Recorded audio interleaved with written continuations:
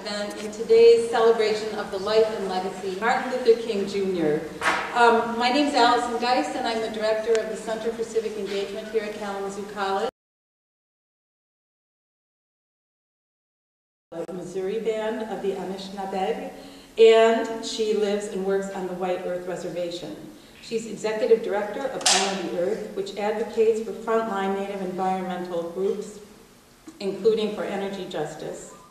She founded the White Earth Land Recovery Project as well, the results of one of the many, many awards that she won for her human rights work. Winona LaDuke has devoted her life to protecting the land and lifeways of Native communities in Minnesota, across North America, and around the world.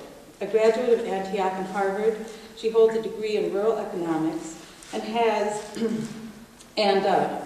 written a great many books, including the novel, Last Standing Woman, and most recently, The Militarization of Indian Country. She was the Green Party vice presidential candidate in 1996 and 2000, and she works around the world on food sovereignty issues, environmental justice, and many of the other interconnected issues upon which the future of our lives and our planet depend. She's also the mother of 6 children and 3 grandchildren. I'm so happy to welcome Winona LaDuke. Please join me in welcoming her.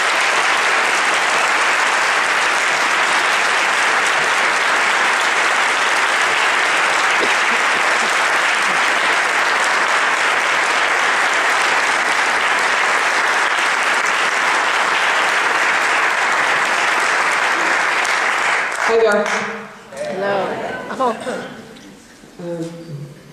Ani ninduwe nageduk, nigagagit magas, bine seque to go makwa and odem, galbavani kagish kanagating and dunjiba miguch.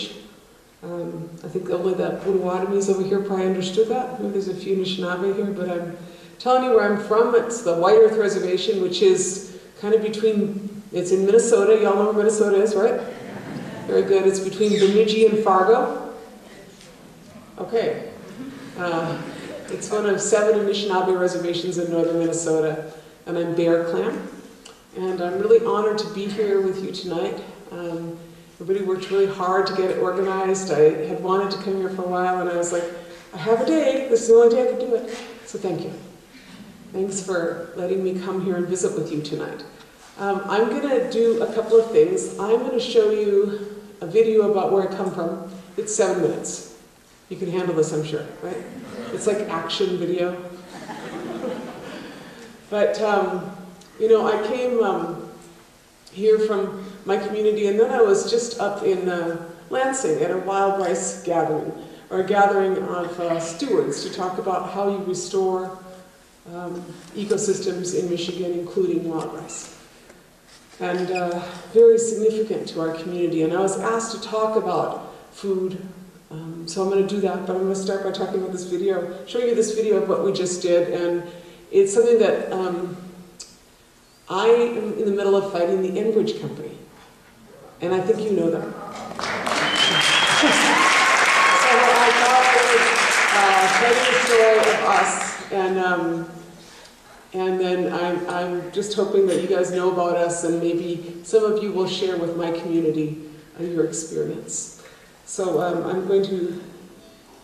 There's a beauty in the breath of horses. Fall morning's breath, sea in the air, the smell and sound of horses.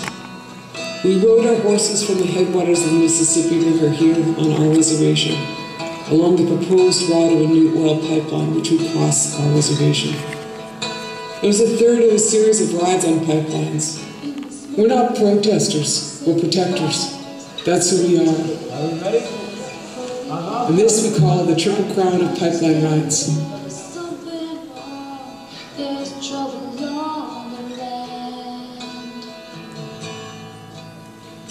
Those rides took us on the Alberta Clipper proposed expansion route to the proposed Keystone XL route in the Dakotas, where riders from the White Earth Reservation joined with the Lakota to ride between Momblee and Dakini on the Cheyenne River Reservation.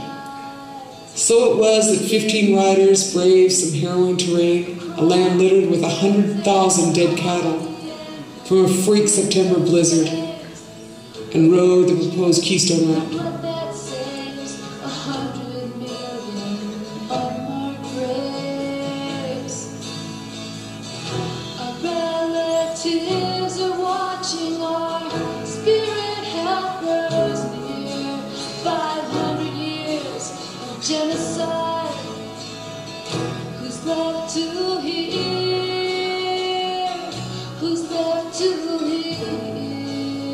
And then we came home to our own reservation, where a new pipeline is proposed to cut near our largest wild rice lake.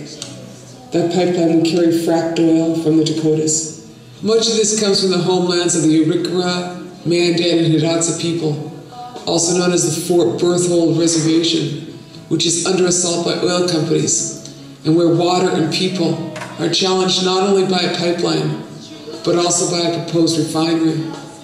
The other two pipelines carry tar sands oil from the far north in the Athabascan River, a place that is beautiful and a place that deserves to live and not become a national sacrifice area.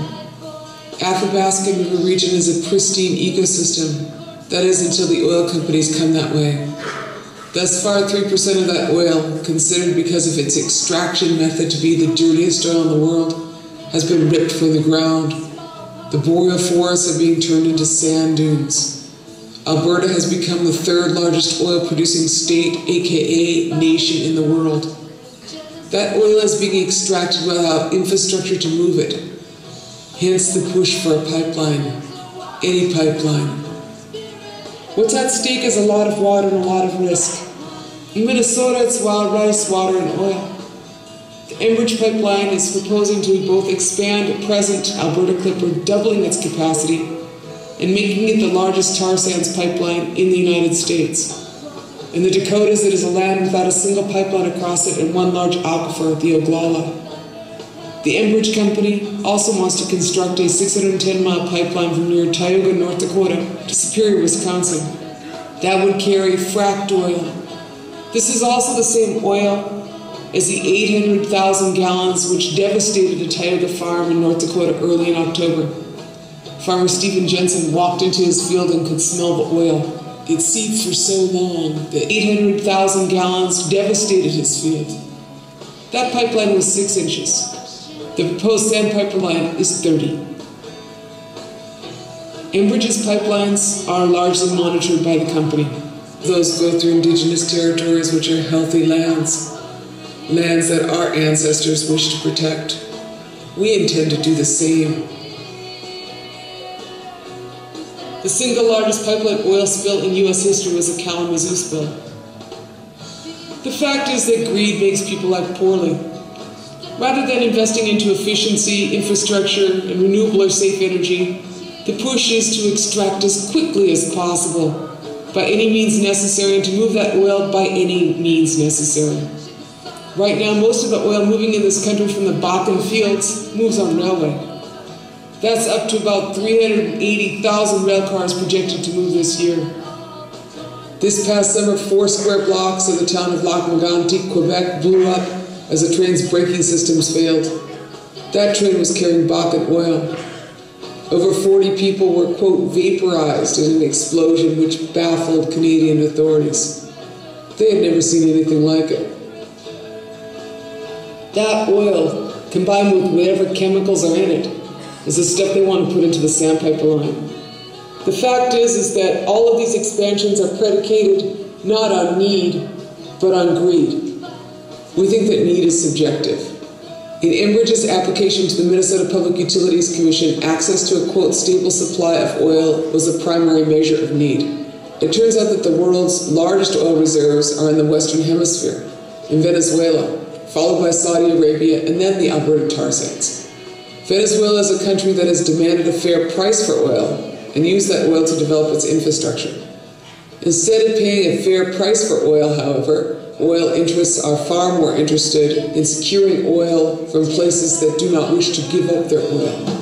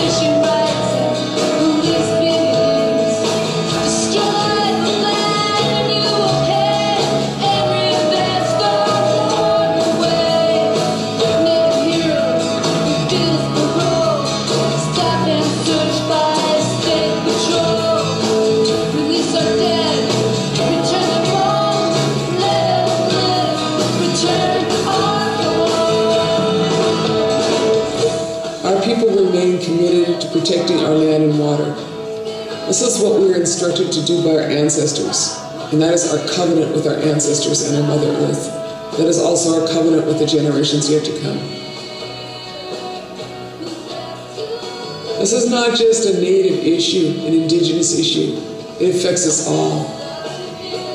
Whether you have feet, wings, fins, or roots, we are all in this together. No corporation has a right to this land, water, and our future. This is Winona LaDuke for Honor the Earth. Some things haven't changed at all.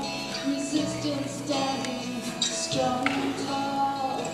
Like the better leaves, we remain to snap the links, to form our chain.